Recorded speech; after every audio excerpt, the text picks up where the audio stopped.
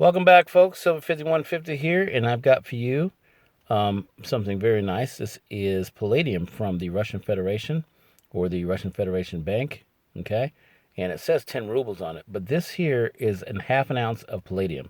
And if you've been tracking the movements of palladium lately, you know that they have really jacked the price up, the spot price of it, because it's in high demand. Palladium is an industrial metal that is good for environmental scrubbing. It's used in a lot of cars and stuff, and a lot of catalytic converters and all kinds of, you know, um, environmentally based issues with industry that I understand.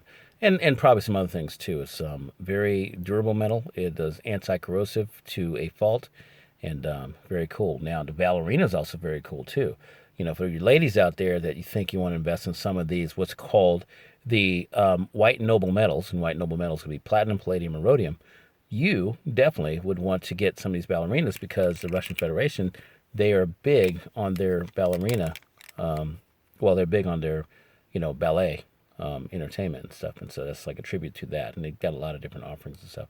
The former Soviet Union, CCCP, like I said, 10 rubles, and they got the symbol up there for that with the hammer and sickle. I mean, if nothing else, just the design makes this a very cool historical piece to check out. Trying to get rid of that glare there and stuff. But palladium, I don't really know what the long term, you know, uh, investment value of this is going to be, but I've got plans, that I want to try to get into industry and stuff later.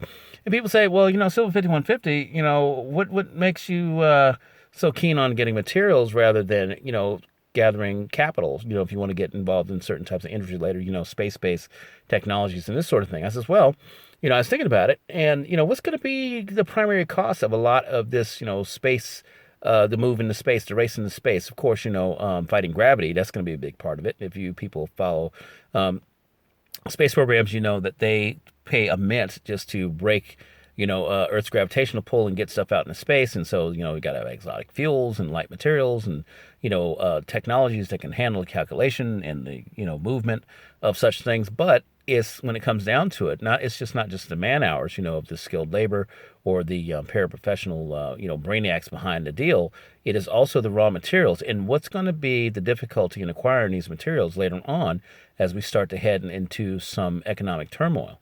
I say get them now if you can get them, and have them. I got to tell you, I invested in palladium back when the spot price was $488.